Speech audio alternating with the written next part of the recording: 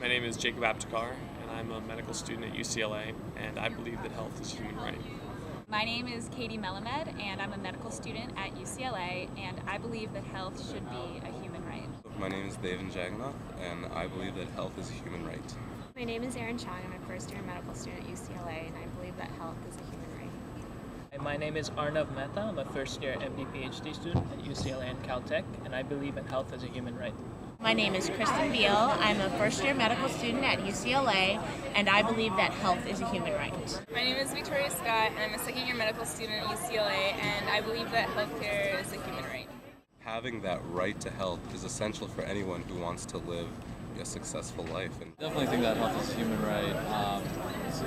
It's one of the most essential things. It's one of the things that makes us human. I personally do believe that healthcare is a human right, especially in the United States of America.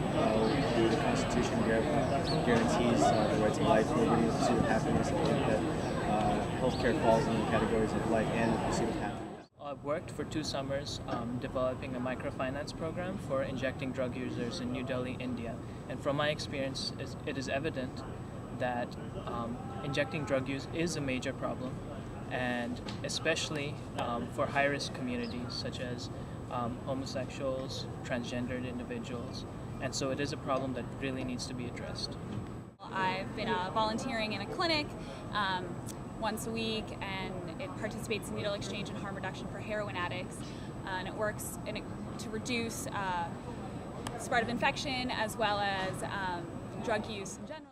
The value of needle exchange is very clear in preventing diseases like HIV, and actually my experience with injection drug users is that they're pretty aware of the dangers of using unclean needles, and access to those needles is a real barrier to them keeping themselves safe. Unfortunately, whether or not these exchange programs exist, I think people are going to continue to use dirty needles. So if there's an exchange program, at least they can continue with what they're going to do anyway, but in a safe way that decreases the risk for everybody, even those who don't use IV drugs. yeah, needle exchange programs will definitely decrease HIV transmission.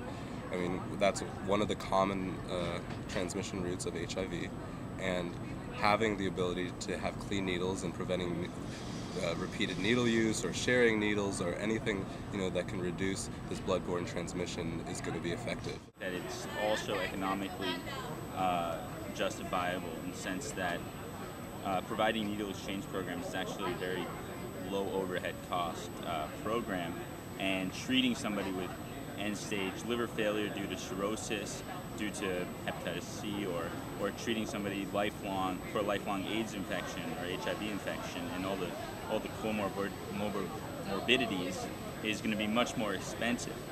Needle exchange is a way to draw injection drug users into the health system so they can access the other resources that are available to them, and hopefully through harm reduction methods like needle exchange begin to get on a path towards a healthier and more self-protecting lifestyle. I think needle exchange programs will help reduce HIV transmission because I think it's important to provide people with what they need to have the best health care possible no matter what their situation or circumstance. I believe federal money should be spent on needle exchange programs. Needle exchange is a proven prevention method, and it's especially relevant in the United States and other European countries because of the high prevalence of spread of HIV through injecting drug use. That federal money should be spent on needle exchange programs. I think it's been shown that is an effective and practical means of reducing HIV transmission, transmission of other infectious diseases.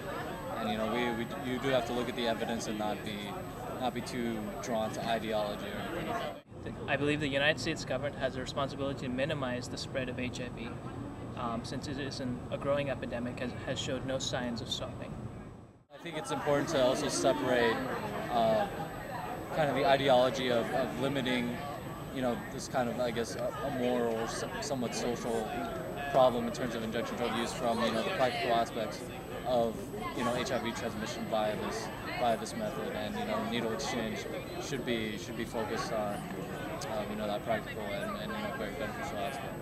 I hope that you consider lifting the ban, because I think that would really help improve some healthcare outcomes. And as a future physician, I really appreciate anything you can do to help.